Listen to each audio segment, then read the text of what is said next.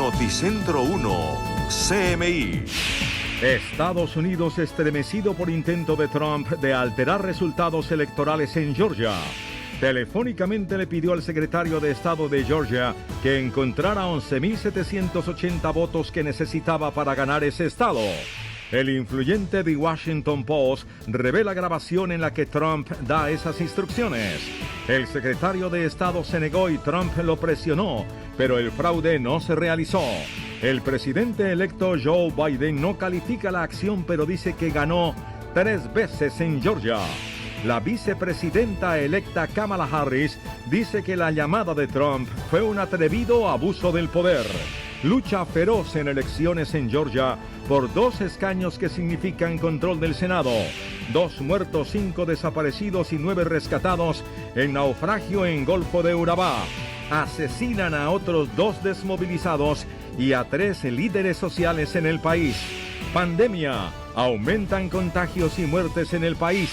Decretan ley seca en Bogotá desde el viernes a las 6 de la tarde hasta el martes a las 5 de la mañana.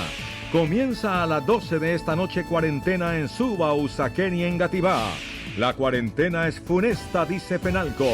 Esta será la semana más crítica de la pandemia, alerta el presidente Duque. Cali, Medellín y Bogotá, las ciudades más críticas con ocupación de UCI. Confinamiento total en Ibagué el fin de semana. Abogada cobraba $500,000 a narcos para evitarles extradición. Se muere la llamada Fiesta Brava. Toros de lidia sacrificados para carne de consumo. En el mundo, el Reino Unido confinado hasta febrero. Londres se niega extradición de Assange a Estados Unidos. Con Margarita Ortega y Luisa Tobo. Buenas noches. Estalla escándalo en la Casa Blanca. El presidente saliente Donald Trump se encuentra en el ojo del huracán tras la revelación del audio de una llamada en la que el republicano le pidió al principal funcionario electoral de Georgia revertir el resultado de las elecciones en ese estado donde se impuso el demócrata Joe Biden. El escándalo ha sido comparado con el caso Watergate y ha sido catalogado como un atrevido abuso de poder. Jaime Moreno, nuestro corresponsal en Washington, con todos los detalles. Jaime, buenas noches.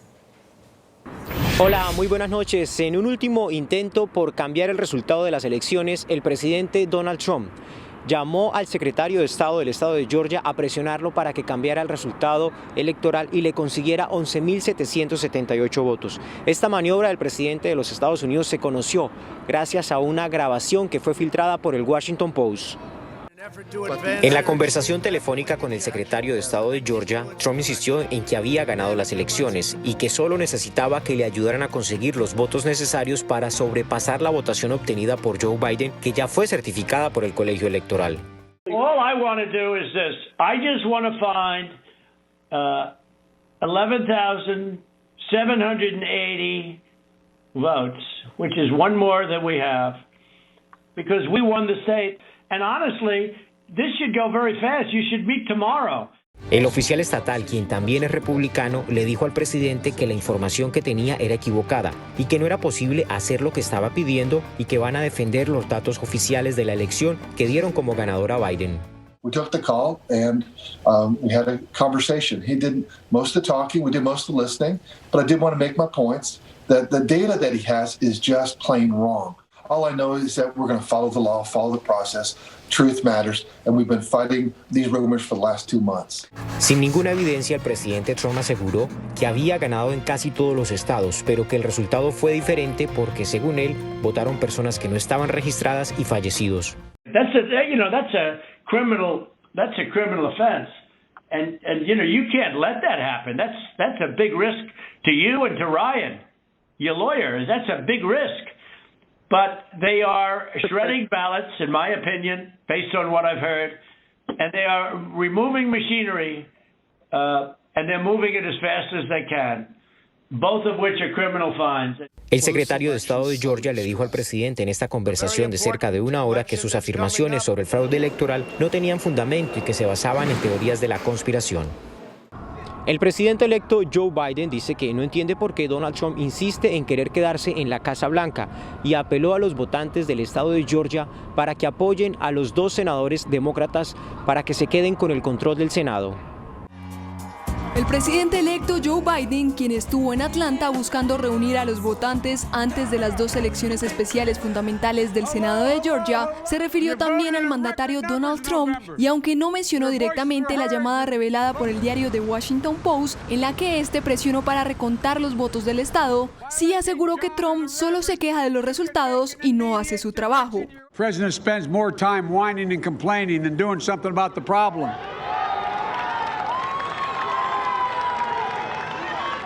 I don't know why he still wants the job. He doesn't want to do the work. Biden además envió un mensaje a los republicanos sobre la importancia del pueblo durante las votaciones y aseguró que ningún político puede apoderarse del poder que los estadounidenses le dan.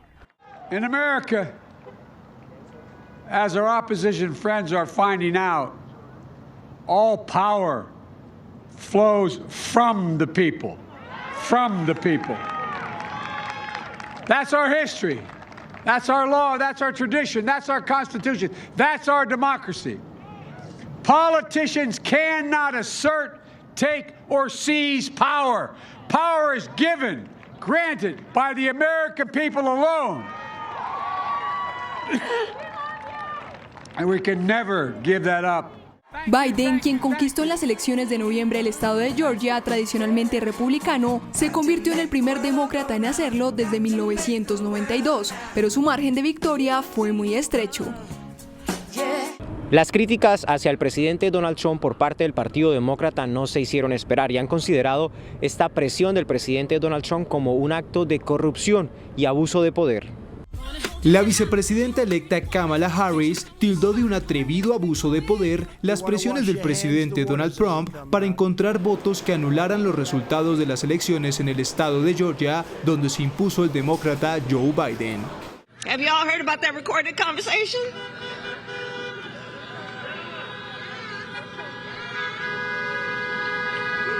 Well, it was, yes, certainly the voice of desperation. Most certainly that. And it was a bald-faced, bold abuse of power by the President of the United States. Mientras el gerente de implementación del sistema de votación de Georgia, Gabriel Sterling, acusó al equipo legal del presidente Trump de engañar intencionalmente a los votantes sobre el presunto fraude y persistir en sus acusaciones a pesar de no tener evidencias. One of the things specifically I've had to argue with people whom I've known for 20 years. They say, well, we feel like our election was stolen, in large part driven by the continuing misinformation and disinformation concerning the value of people's votes in this state. We've seen nothing in our investigations of any of these data claims that shows there's nearly enough ballots to change the outcome. Prominentes figuras del Partido Republicano como Jeff Duncan, el vicegobernador de Georgia, tildaron la llamada de Trump como totalmente inapropiada y algo que debería analizar el fiscal general del estado para determinar si se cometió un crimen. Mientras demócratas como el congresista Adam Schiff advierten que la conducta de Trump es delictiva y debería ser castigada porque no solo le pidió a un funcionario electo que cometiera un fraude, sino que intentó extorsionarlo. En Estados Unidos apenas inicia la discusión entre constitucionalistas y abogados de si se configuró o no un crimen federal o un crimen estatal por parte del presidente de los Estados Unidos, Donald Trump.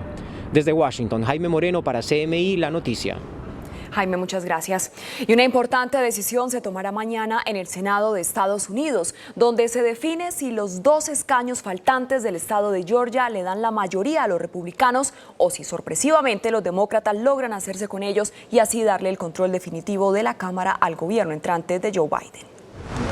Todos los ojos de Estados Unidos están puestos en el estado sureño de Georgia, donde el futuro del Senado se decidirá mañana con la elección de los 2 senadores que representarán a este territorio. Esta instancia es clave para que se aprueben leyes y se confirmen los nombramientos del gabinete y los jueces de la Corte Suprema. De estas elecciones dependerá el control del Senado al menos durante los 2 primeros años de la presidencia de Biden, puesto que los republicanos, que serán su oposición, tienen asegurados por ahora 50 de los 100 asientos de la Cámara alta. Las encuestas muestran una contienda muy ajustada entre los dos senadores republicanos y sus rivales demócratas, pues los republicanos solo necesitarían ganar uno de los dos escaños para retener el control del Senado, el cual han tenido desde 2014. Si los dos escaños que faltan se los ganan los demócratas, que tienen 48, entrarían a un empate que deberá ser definido por la vicepresidenta Kamala Harris del Partido Demócrata. Pero no solo es eso, el resultado tendrá importantes implicaciones en el desarrollo de la presidencia de Biden y definirá lo que podrá hacer el demócrata durante su primer mandato. The power is literally in your hands. Unlike any time in my career, one state can chart the course, not just for the next 4 years, but for the next generation. Además de este comicio, en el Senado mañana se sellará la victoria del presidente electo Joe Biden, justo cuando un grupo de senadores dice que se negarán a certificar la victoria de Biden, a menos de que el Congreso forme una comisión para investigar un presunto fraude electoral. En noticias de Colombia, de nuevo la inseguridad sacude al transporte público en Bogotá. Una persona fue asesinada esta noche en medio de un atraco a un bus del SITP. Un ciudadano murió, al parecer, en medio de un atraco en un bus del SITP. El hecho se registró en la noche de este lunes en la avenida Boyacá con calle Novena en sentido norte-sur. El ciudadano, aún sin identificar, habría recibido 3 heridas con arma blanca. Según las primeras hipótesis que maneja la policía, la víctima fatal de aproximadamente 25 años sería el delincuente, pero un testigo que es atendido en este momento en la ambulancia de la Secretaría de Salud dice que se trataría de un pasajero. La zona permanece acordonada y hay 5 patrullas de la policía. Se espera en los próximos minutos la llegada del secretario de Seguridad de Bogotá. Y es que este es el tercer ciudadano que fallece en medio de estas circunstancias en el sistema de transporte público. Tragedia en el Golfo de Urabá. Al menos 2 ciudadanos haitianos y 5 desaparecidos dejó el naufragio de una embarcación en la que eran transportados de forma ilegal. Un grupo de migrantes que buscaba una ruta hacia Estados Unidos encontró la tragedia en aguas del Caribe colombiano. La Armada rescató vivas a 9 personas y recuperó los cadáveres de otras 2, una mujer y una niña. Continúan en la búsqueda de 3 adultos y 2 niños desaparecidos desde la madrugada. Una embarcación que transportaba a 16 migrantes de manera ilegal zozobró por las condiciones meteomarinas que se presentan en el área. Unidades de la Fuerza Naval del Caribe atendieron de manera rápida y oportuna esta situación, logrando rescatar con vida, con apoyo de otras embarcaciones que navegan en el sector, a 9 personas, entre ellas un menor de edad. Asimismo, se logró recuperar 2 cuerpos sin vida. La policía capturó a 2 colombianos sospechosos de tráfico de migrantes que habrían llevado a estas personas a la muerte. Una vez se conocen estos hechos, se capturan a 2 personas quienes son puestas a disposición de la autoridad competente y quienes serán judicializadas por los delitos de tráfico ilegal de migrantes. Las autoridades alertaron sobre el riesgo que representan estas embarcaciones que navegan en la noche. Los sobrevivientes continúan recibiendo atención médica en Urabá. Hasta el jueves, los vehículos particulares no tienen autorizado el paso por la vía Calarcá-Cajamarca, trayecto en el que se encuentra el túnel de la línea, según anunció el director del Invías, Juan Esteban Gil. Por los trabajos de contención de un deslizamiento que se presenta en el trayecto, el Invías anunció que desde hoy hasta el jueves no estará permitido el paso de vehículos particulares por el nuevo túnel de la línea, en el trayecto entre las poblaciones de Calarcá, en el Quindío, y Cajamarca, en el Tolima. Por este corredor solamente se permite el paso de vehículos de transporte de carga o de pasajeros. Es el único paso crítico de todas las vías de mayor tránsito en el país, informó el director de Invías, Juan Esteban Gil. Es por esto que le informamos a todos los usuarios que antes de emprender algún viaje se comuniquen con el numeral 767 y puedan conocer el estado actual del corredor que van a utilizar y de esta manera puedan movilizarse en total normalidad. El paso por la vía Fresno-Manizales en el Alto de Letras también está habilitado y es vía alterna para los particulares que quieran ir del centro del país al occidente. El partido FARC denunció el asesinato de 2 de sus excombatientes en apenas 4 días del año. Una mujer en Antioquia y un hombre en Caquetá son las primeras víctimas del 2021. En el municipio de Briceño, Antioquia, fue asesinada Yolanda Zavala Mazo, de 25 años de edad. Hombres armados llegaron hasta la vereda Travesías de dicho municipio y le propinaron varios impactos de bala. Junto a Yolanda también murió su hermana Reina Zavala, de 17 años. Los firmantes del acuerdo de paz piden una profunda reflexión sobre el tema en este comienzo de 2021. Para reflexionar de cuáles pueden ser nuestras estrategias para luchar por la paz, por la justicia social y para transformar esta realidad. Entre tanto, Duván Arlet Galíndez, también excombatiente de las FARC, fue asesinado en el municipio de San Vicente del Caguán, en Caquetá. Aunque Duván fue trasladado al centro asistencial de la población, por la gravedad de sus heridas murió. Las autoridades desplegaron un operativo para dar con los responsables del hecho. Y dar lo más pronto posible con el paradero de los responsables para dejarlo a disposición de la justicia. En esta zona del departamento delinque el grupo armado residual Estructura 62. El año pasado fueron asesinados 60 integrantes de las antiguas FARC y desde la firma del acuerdo en 2016 asciende a 251 el número de asesinatos de estos desmovilizados. Entre tanto, 3 líderes sociales fueron asesinados en norte de Santander, Meta y Casanare. En 2020, 310 defensores de derechos humanos y líderes sociales murieron a manos de sicarios. La racha de muertos de profesores que en cada una de sus regiones se convirtieron en líderes sociales la encabeza Eunice Medina Mujica, profesora del Colegio Panamericano en Cúcuta. En el resguardo El Tigre de Puerto Gaitán, Meta, fue asesinado Gerardo León, quien se desempeñaba como profesor de derechos humanos en la región y se había convertido en un líder por la defensa de la tierra. Hombres armados llegaron hasta su residencia y también lo asesinaron con arma blanca. El último hecho se presentó en el municipio de Yopal, capital de Casanare, en donde hombres armados llegaron hasta la residencia de Diego Betancur Higuera, quien se desempeñaba como profesor del Instituto Educativo del Triunfo de la capital casanareña. La Federación Colombiana de Educadores, a través de su cuenta en Twitter, aseguró: exigimos medidas que protejan el derecho a la vida de los docentes en el territorio nacional. No más estigmatizaciones ni violencia. La escuela es territorio de paz. Y siguen subiendo las muertes y los contagios por COVID-19. En solo 24 horas, más de 10.000 personas se infectaron y más de 200 fallecieron en el país. Hay preocupación en el gremio de la salud por el drástico aumento diario de casos confirmados positivos por COVID-19. Justamente este lunes el Ministerio de Salud confirmó otros 10.311 casos positivos. Con anticipación sabíamos todos que venía una nueva oleada de contagio de COVID. Sin embargo, nos coge en una situación bastante precaria. Tenemos escasez de unidades de cuidado intensivo, escasez de medicamentos y cansancio en profesionales y trabajadores sanitarios. A la fecha en el país ya han contraído COVID-19 1.686.131 personas. En este gráfico se observa cómo ha sido el comportamiento de los contagios en los últimos 5 días. El 31 de diciembre, cuando se presentó la cifra más alta en medio de la pandemia, con 16.314 casos. El 1 de enero se confirmaron 12.105, el 2 de enero 11.538, el 3 de enero 9.412 y hoy 10.311.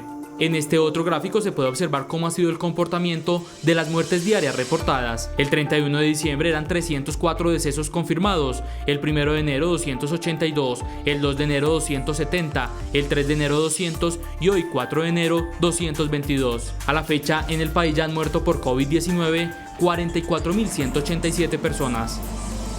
Dada la ocupación hospitalaria, el alcalde encargado de Bogotá, Luis Ernesto Gómez, decretó la ley seca para el Puente de Reyes. Bogotá tendrá ley seca en el Puente de Reyes.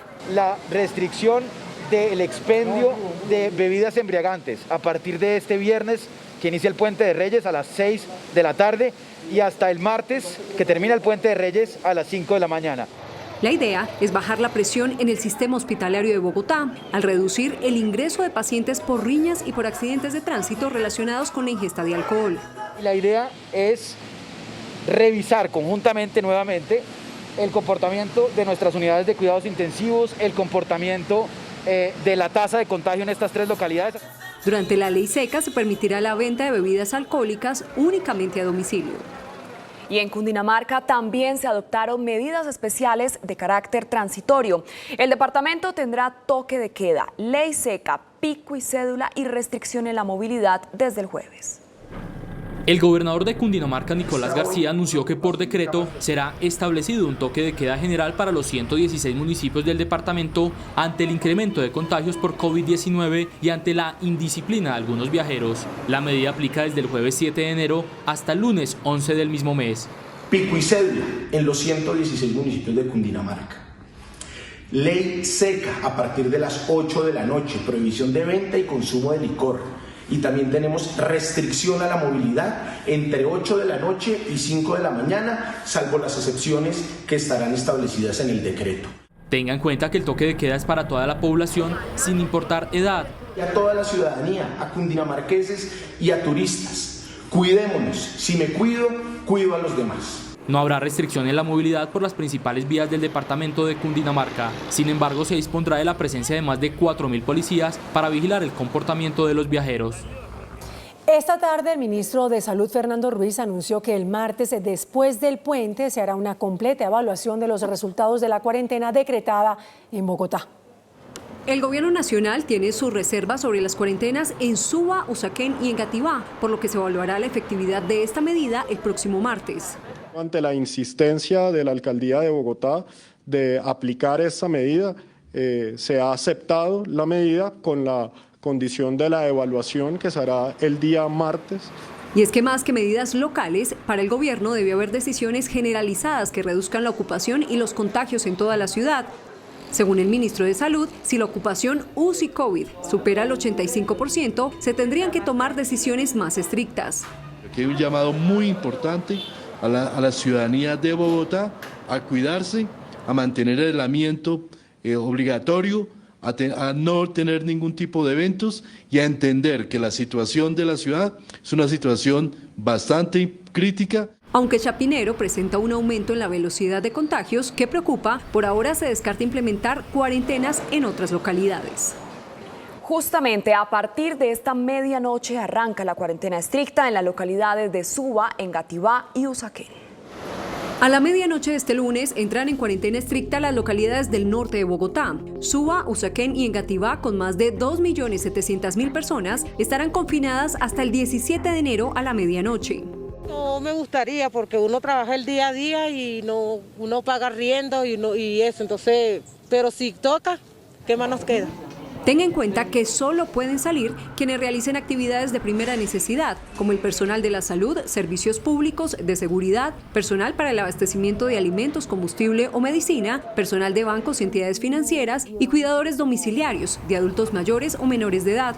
Recuerde que en estas localidades se mantiene el pico y cédula y solo entre las 5 de la mañana y las 8 de la noche podrá salir una persona por familia a comprar alimentos, medicinas o productos de primera necesidad, ir a bancos o notarías, hacer ejercicio máximo por 1 hora o sacar a la mascota por 20 minutos. Además, usted podrá asistir a citas médicas o atender asuntos de fuerza mayor. Gente muy irresponsable y no se cuida ni cuidamos a los demás, entonces pues sí me parece muy bueno. Tendrán que cerrar negocios como peluquerías, papelerías, lavanderías, joyerías, gimnasios, tiendas de ropa y restaurantes. Estos últimos podrán operar a domicilio. Habrá ley seca los fines de semana. Nos estamos viendo muy afectados el comercio formal. El comercio informal no les están haciendo nada realmente y pues somos nosotros los que estamos sintiendo como el rigor de toda esta cuarentena. La ciclovía en estas localidades se suspende, así como el inicio de clases presenciales con el sistema de alternancia en los colegios privados, que estaba prevista para el 12 de enero. Quienes retornen a la ciudad y vivan en estas localidades tendrán que hacer cuarentena por 7 días. El presidente de FENALCO Bogotá, Juan Esteban Orrego, manifestó que la nueva cuarentena es funesta para el comercio en general. Funesta la medida de cuarentena por localidad en Bogotá nuevamente. Así calificó el comercio capitalino la cuarentena estricta por localidades. Las medidas que se están tomando no obtienen los beneficios que se esperan.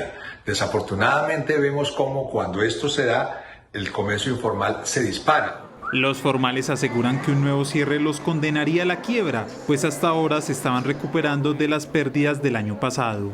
Que se hagan presentes y nos digan cómo nos van a ayudar. Nosotros cerramos mañana nuestro centro comercial, 126 locales, pero aquí no pasa nada, el comercio sigue funcionando acá. Piden ayudas para sostener nóminas y arriendos por los próximos 15 días. Entre tanto, el personal de la salud pidió la declaratoria de la alerta roja para la capital. Bogotá se está quedando sin camas para atender pacientes COVID, aunque la página de la Secretaría de Salud reporta una ocupación del 77.7%, los médicos dicen estar colapsados y a través de esta carta pidieron al distrito declarar la alerta roja hospitalaria. El Colegio Médico de Bogotá considera que la situación actual no puede ser minimizada o matizada, pues podríamos entrar en una situación aún más difícil. Y es que, como lo muestra este mapa, cada punto rojo, en total 46, son hospitales que ya están llenos o a punto de quedarse sin camas. De 1.752 habilitadas, 1.362 están ocupadas, lo que significa que solo hay 390 disponibles. Aunque se informa que hay aún un margen suficiente para recibir pacientes en unidades de cuidado intensivo, hemos visto cómo hay una gran dificultad para la consecución de estas camas. No sabemos qué pasa con esas UCI. Tenemos pacientes represados en los servicios de urgencias. La ocupación de UCI en Bogotá pasó en los últimos 3 días del 75% al 77.7% y sigue en ascenso. El llamado a la ciudadanía es al autocuidado. Pues esta noche, y sobre el estado del COVID en el país, el presidente Iván Duque en su programa de televisión advirtió que esta semana es la más crítica. Con un llamado a los ciudadanos para que mantengan el más riguroso cumplimiento de las normas de bioseguridad, el presidente Iván Duque dijo esta noche que los próximos días serán difíciles para los colombianos. Esta semana es crítica. El comportamiento nuestro es determinante para que este año arranque bien, arranquemos con reactivación segura. No vale la pena poner en riesgo a sus familiares que están dentro de la población de mayor riesgo. Es crítica la presión sobre las unidades de cuidado intensivo en ciudades como Bogotá, Cali y Medellín, advirtió el viceministro de Salud. Todas estas ciudades que presentan incrementos tienen medidas acorde a las condiciones y acordes al aislamiento selectivo. Como lo mencionaba el señor presidente, todas tienen limitaciones en las cirugías de tipo programado para evitar que cirugías de este tipo terminen congestionando las unidades de cuidado intensivo. El presidente Iván Duque advirtió también que el país tendrá que convivir por lo menos durante todo el año 2021 con los protocolos de bioseguridad mientras se completa el Plan Nacional de Vacunación. También hoy las autoridades en Cali adoptaron nuevas medidas para contener el contagio de coronavirus. En Cali el toque de queda se mantendrá de 11 de la noche a 5 de la mañana del día siguiente. La ley seca inicia a partir de las 10 de la noche. Los fines de semana habrá confinamiento. A partir del viernes y durante todo el puente festivo tendremos ley seca y toque de queda permanente hasta las 12 del día del lunes 11 de enero. Actualmente de 897 camas UCI en Cali, el 94% están ocupadas, es decir que solo hay 54 disponibles para otras patologías y de 497 exclusivas para pacientes con COVID-19, 483 están ocupadas. La conclusión es que tener en este momento un número de camas disponibles suficientes para las personas que lo requieren es complejo y tenemos en este momento alrededor de 4 a 6 horas en las listas de espera para conseguir una cama de UCI. Parques y cerros, al igual que el río Pance, seguirán cerrados. El pico y cédula para el comercio se mantendrá junto al pico y placa de vehículos.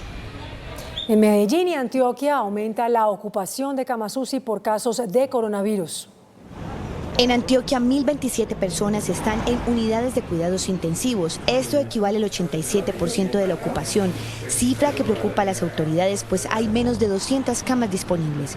Por eso la alerta roja hospitalaria fue extendida hasta el 13 de enero. La alerta roja se va a prolongar hasta el 13 de enero. El 13 de enero o el 12 estaríamos evaluando cómo está el comportamiento por si hay necesidad de prolongar más la medida. La alta ocupación tiene 50 personas con complicaciones en lista de espera por UCI y que serían trasladados a otros departamentos. Si se llegara a necesitar ubicar a esos pacientes en otros departamentos, ya hemos hablado con las EPS para activar la ruta de remisión, por si se llegara a necesitar. Además de la alerta roja hospitalaria en Medellín, continúa el pico y cédula. Por ahora se descartan cuarentenas obligatorias. Ibagué, por su parte, tendrá toque de queda durante el Puente de Reyes. En Ibagué ya no hay cama para tanta gente. Las unidades de cuidados intensivos prácticamente están copadas y esto obligó a la alcaldía a ordenar por tercera vez el confinamiento total de la población para este próximo fin de semana de Puente Festivo de Reyes. Desde el viernes 8 de enero a las 10 de la noche hasta el 10 de enero a las 5 de la mañana. Esto teniendo en cuenta que tuvimos 2 confinamientos anteriores, el del 24 de diciembre y el del 30 de diciembre que culminó justamente el día de ayer a las 5 de la mañana. Y es que también comenzó a operar la ley seca en sitios públicos y el pico y cédula se mantiene para todo tipo de actividad comercial. Ibagué ha reportado ya más de 809 fallecidos por el COVID-19 y de 34.100 138 casos registrados, hay 1.155 activos. No paran las críticas a la alcaldesa de Bogotá, Claudia López, por haberse ido unos días de vacaciones en medio de la situación actual. No paran las críticas contra la alcaldesa Claudia López por irse de vacaciones cuando Bogotá atraviesa sus días más difíciles por el segundo pico de la pandemia. Es como si un capitán abandonara el barco en medio de una tempestad. Desde el Congreso también hubo duros cuestionamientos a la mandataria. A Claudia López no le dio la gana de volver, no le importa a la gente. Desde hace semanas se advirtió de lo grave que sería la catástrofe de la pandemia en Bogotá. Todo quedó en decretar cuarentenas desde Costa Rica, UCIs llenas y el aprendiz de alcalde tomando semidecisiones. Nuestra preocupación son las UCIs, no los lagartos. La alcaldesa llegará el 10 de enero de su receso, pero por la cuarentena post-vacaciones se desconoce la fecha de su reintegro. El presidente Iván Duque, reunido hoy con los altos mandos militares y de policía en Cartagena, acordó las estrategias de seguridad para el país. Entre otros resultados, se buscará desactivar las estructuras responsables de asesinar líderes sociales y excombatientes de las FARC. El presidente Iván Duque presentó hoy desde Cartagena el balance de la acción de la fuerza pública durante el año 2020, destacando lo que en su concepto son cifras históricas de reducción de homicidios, secuestros, hurtos e incautación de cocaína. Hemos fijado estrategias en los puntos críticos del territorio nacional, donde esas estructuras del narcoterrorismo han golpeado líderes sociales y excombatientes, para que con las políticas de los planes de acción oportuna territorial tengamos no solamente una afectación a las estructuras que están detrás de estos crímenes, sino que tengamos una reducción en el año 2021. Duque afirmó que los miembros de las fuerzas militares y de policía están unidos y seguirán brindándole resultados estratégicos en materia de seguridad al pueblo colombiano. Jesús Ramos Machado, alias Aquiles, uno de los hombres de Otoniel, quien es el máximo jefe del Clan del Golfo, fue capturado. Las autoridades confían en que este nuevo golpe sea fundamental para capturar a Otoniel. El sujeto de nombre Jesús Ramos Machado, conocido con el alias de Aquiles, es el cabecilla más cercano al Clan del Golfo. Se movilizaba por la zona rural del municipio de Montería cuando los miembros de la fuerza pública lo capturaron después de 4 meses de seguimientos. Esta captura es otro golpe más a esa estructura del Clan del Golfo y seguiremos desvertebrando cada una de sus líneas de mando. Muy seguro, y así me lo dice el director de inteligencia, que vamos a tener información que nos permita, a partir de la misma gente del círculo de Otoniel, dar información valiosa en el ánimo de lo que usted nos ha ordenado, llevar a Otoniel lo más rápido a la justicia, señor presidente. Ya son 7 los cabecillas del Clan del Golfo que han sido neutralizados. Hay otros 2 sujetos cercanos a Otoniel, conocidos con los alias de Marihuano y Chiquito Malo, que están en la mira de las autoridades. La policía capturó al presunto capo del narcotráfico, alias Candado, señalado de la financiación de campañas políticas, artistas y futbolistas en la región de Urabá. Freddy Garzón, alias Candado, es según la policía un jefe narcotraficante del occidente del país, señalado de financiar con millonarios recursos campañas políticas en la región de Urabá. También le atribuyen grandes habilidades para lavar dinero mediante la financiación de grupos musicales y patrocinio de jugadores de fútbol. Los investigadores también ocuparon 7 empresas y 33 propiedades de alias Candado, que serán objeto de extinción de dominio. Entre sus principales inversiones ilegales estaba la construcción de hoteles, estaciones de servicio, finca raíz en general y ganadería. Cae el primer cargamento de cocaína del año. La policía decomisó más de 2 toneladas del alucinógeno que iban a ser enviadas a Centroamérica en lanchas rápidas. La policía antinarcótico logró realizar la incautación de 2.750 kilos de cocaína en aguas internacionales y la captura de 8 sujetos. En cooperación internacional con autoridades de Estados Unidos y de República Dominicana, realizaron 3 operaciones de interdicción en aguas internacionales. Información obtenida por la Guardia Costera de Estados Unidos sobre la salida de un cargamento de cocaína desde el Pacífico colombiano hacia Norteamérica permitió el operativo, donde también se incautaron armas de guerra. Diferente munición en su calibre, esto tiene procedencia rumana, de lo cual estamos haciendo la respectiva investigación y dejado a disposición de la autoridad competente. En un segundo operativo se estableció el punto de salida de un cargamento de 750 kilos de droga que había salido desde un sector conocido como Puerto Inglés, en el departamento de La Guajira. La Fiscalía le formulará cargos a 3 policías por el homicidio de 4 personas durante la jornada de protestas tras la muerte del estudiante de Derecho Javier Ordóñez. El 9 de septiembre Bogotá vivió una jornada de protestas que culminó con una compleja situación de orden público por la muerte de Javier Ordóñez tras un procedimiento policial. El hecho fue de tal gravedad que durante las manifestaciones 10 personas fallecieron en diferentes localidades. Tras 4 meses de investigación, la Fiscalía estableció que 3 policías tuvieron responsabilidad en la muerte, al parecer irregular, de 3 hombres y una mujer.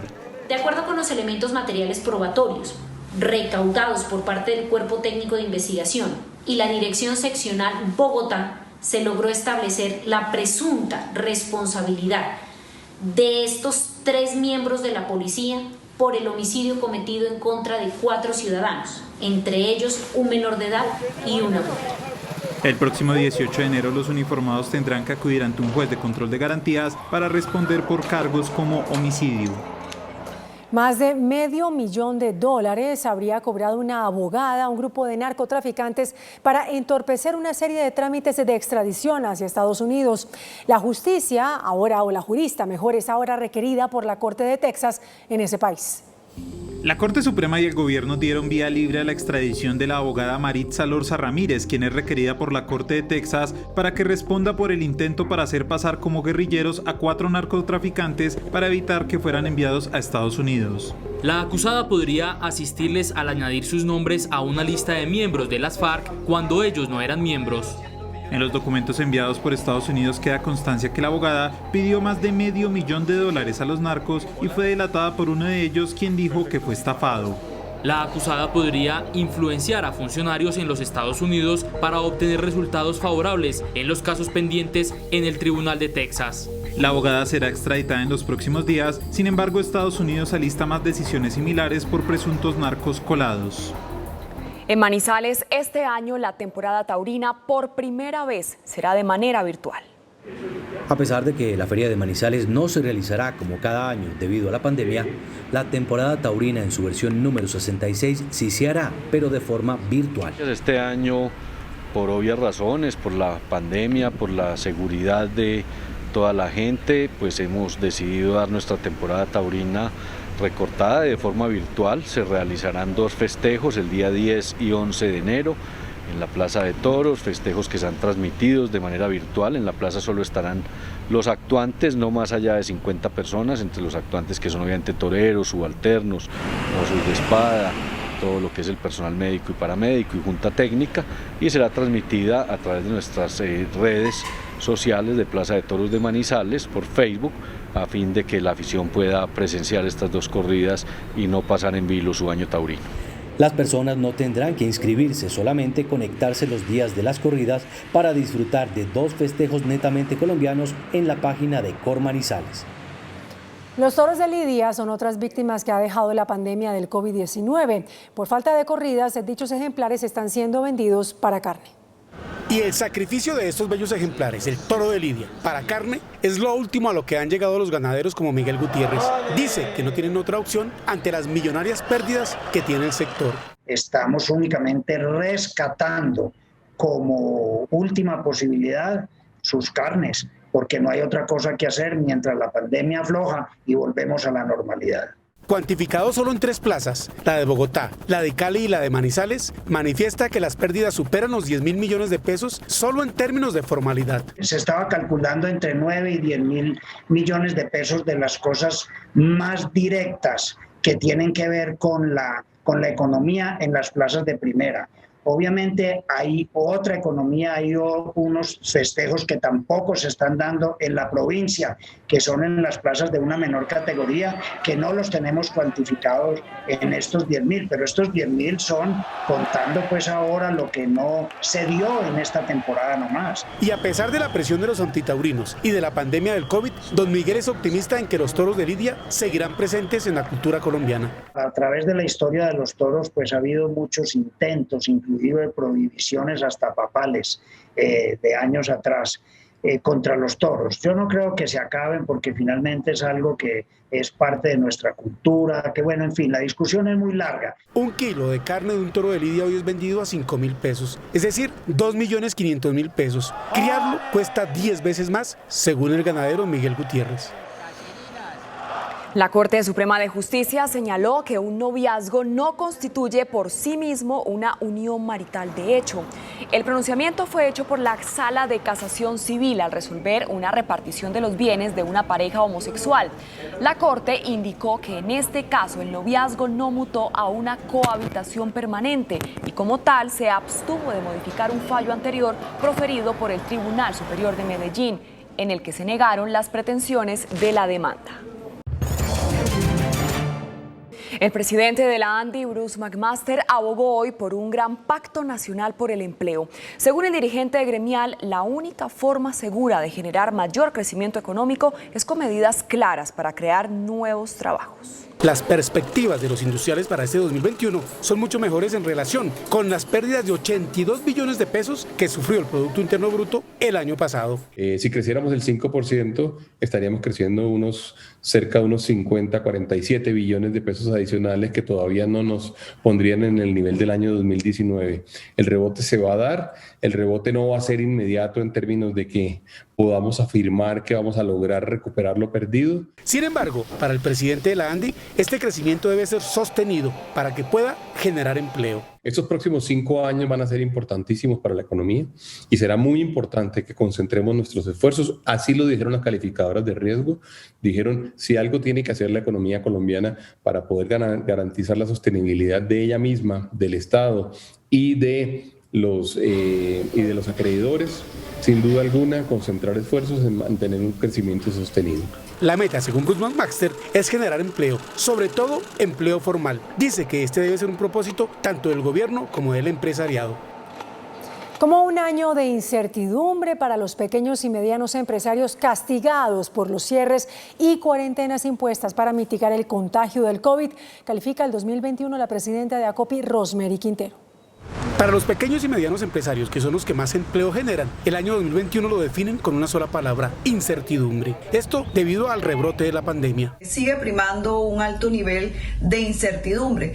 Por otro lado, algunos sectores, como lo ha demostrado el día a día, han tenido mayor impacto que otros, y precisamente esos que han tenido mayores dificultades son los de alto riesgo en las medidas que cada alcalde va tomando.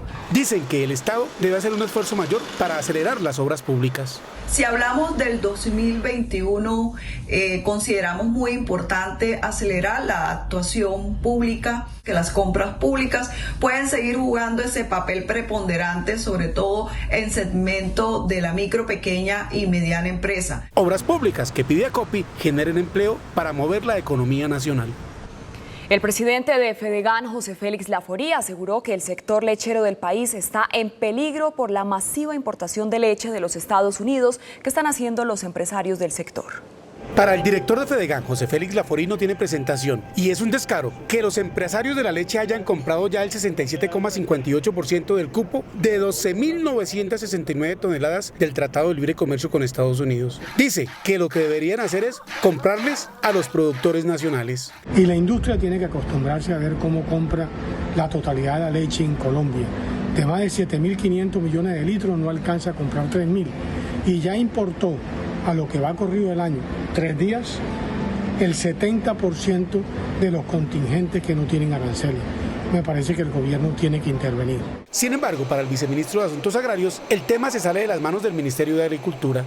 Que estos son tratados de libre comercio que el país tiene firmados y sobre los cuales el ministerio poco o nada puede incidir. Insiste el gobierno nacional, eso sí, que adoptará las medidas pertinentes para que en el segundo semestre de 2021, que es cuando más se ve afectado el sector lechero, haya incentivos que promuevan la industria nacional y evite las excesivas importaciones.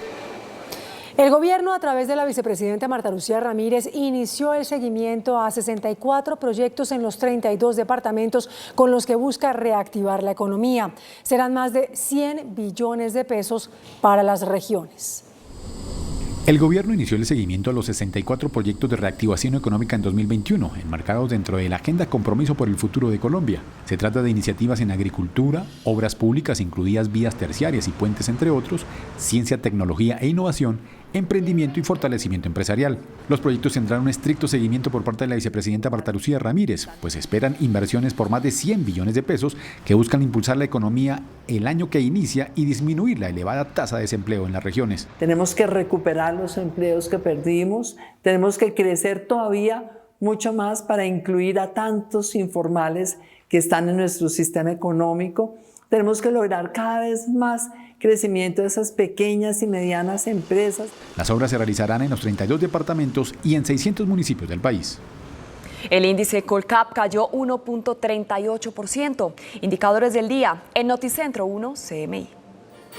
El índice de capitalización de la Bolsa de Valores de Colombia bajó 1,38% a 1.418 puntos. La acción de Cemex Latam Holdings fue la que más subió, con una valorización de 4,47% a 4.839 pesos. La acción de El Cóndor fue la que más bajó, con una pérdida de 6,17% a 1.125 pesos. La acción más negociada de la jornada fue la de Ecopetrol, al movilizar más de 9.000 millones de pesos. El precio del dólar bajó. La tasa representativa del mercado, que regirá para mañana martes, será de 3.420 pesos con 78 centavos. Los profesionales del cambio compran la divisa en promedio en 3.350 pesos y la venden en 3.400 pesos. Un euro cuesta 4.225 pesos. La libra de café en Nueva York se cotizó a $2.07. El azúcar se transó en 15,75 centavos de dólar la libra. El barril de petróleo WTI se cotizó en $47.35. La referencia Brent para Colombia se cotizó en $50.74. Una acción de Ecopetrol cuesta 2.245 pesos. Reino Unido decretó un confinamiento total de la población ante el aumento en el número de casos de COVID, justo el día en el que se inició la vacunación con las dosis de AstraZeneca y Oxford. Reino Unido, una de las naciones de Europa más golpeadas por la pandemia, con más de 75.000 muertes, vivió una jornada agridulce. Solo horas después de que el país celebrara ser el primero en iniciar la inmunización con la vacuna desarrollada por AstraZeneca y la Universidad de Oxford, el primer ministro Boris Johnson anunciaba la entrada en vigor de un nuevo confinamiento estricto, al menos hasta febrero, después de registrar un nuevo récord de contagios diarios con 58.784. In England, we must therefore go into a national lockdown which is tough enough to contain this variant. That means the government is once again instructing you to stay at home. Solo pueden salir de casa por razones limitadas permitidas por ley, como comprar artículos esenciales, hacer ejercicio y buscar asistencia médica. En España, el gobierno autónomo de Cataluña ordenó el cierre de todos los municipios a partir del 7 de enero y durante 10 días para controlar el avance del coronavirus, mientras aumenta la polémica por retrasos en la campaña de vacunación en todo el país. La evolución de la pandemia, que ha ido empeorando de forma sostenida, obligó al gobierno regional de Cataluña a imponer un nuevo confinamiento. A partir del jueves 7 de enero y durante un periodo de 10 días, la movilidad estará restringida en todos los municipios de la comunidad autónoma, excepto por motivos laborales, académicos o de salud. Además, se impuso el cierre de los centros comerciales y gimnasios, y los fines de semana solo abrirán los comercios esenciales. Las medidas llegan en medio de la polémica por los retrasos en la campaña de vacunación en gran parte de España, donde las inoculaciones están lejos del ritmo prometido por el gobierno. El Papa Francisco reprochó a las personas que viajaron al extranjero en estas vacaciones para evadir las restricciones por el COVID-19. Aseguró que los turistas no consideran el efecto de sus acciones sobre los demás. En medio de la segunda ola de contagio de coronavirus que se vive en varios países del mundo, que ya han tenido que tomar drásticas medidas como volver al confinamiento o endurecer las restricciones, el Papa Francisco aprovechó para hacer una fuerte crítica a quienes quieren evitar esas medidas. Alguna gente que es gente buena, ma non ha pensato a coloro che rimanevano a casa, ai problemi economici di tanta gente che il lockdown ha buttato a terra, degli ammalati, soltanto fare le vacanze, fare il propio piacere. Questo mi ha dolorato tanto. Asimismo, el sumo pontífice dijo que nadie sabe lo que deparará el 2021, pero que el mundo será mejor si todas las personas trabajan en favor del bien común. El Tribunal de Apelación de Cabo Verde aceptó extraditar a los Estados Unidos a Alex Saab, quien es acusado de ser el presunto testaferro del presidente venezolano Nicolás Maduro. Así lo confirmó en un comunicado la defensa de Saab, tras asegurar que la decisión supone una violación a la ley y constitución de Cabo Verde, por lo que apelarán la decisión de la manera más enérgica posible. La justicia del Reino Unido rechazó la extradición de Julian Assange a los Estados Unidos ante la alta probabilidad de que el fundador de Wikileaks se suicide, dadas las duras condiciones de aislamiento casi total que enfrentaría en una cárcel estadounidense. No fue el fuerte rechazo y el activismo político que despertó una posible extradición de Julian Assange a los Estados Unidos lo que frenó este proceso. Una jueza británica dictaminó que el fundador de Wikileaks no será entregado a la justicia estadounidense para enfrentar cargos de espionaje debido a que sus problemas de salud mental implican que podría correr el riesgo de suicidarse, dado que probablemente sería confinado bajo aislamiento casi total. Washington ahora tiene un plazo de 14 días para recurrir esta decisión, aunque el miércoles se sabrá si la justicia británica le concede la libertad a Assange, quien está detenido en una prisión de alta seguridad londinense. Las autoridades brasileñas investigan por presuntos abusos sexuales al arzobispo de Belém, Monseñor Alberto Taveira Correa, ocurridos al menos hace 6 años.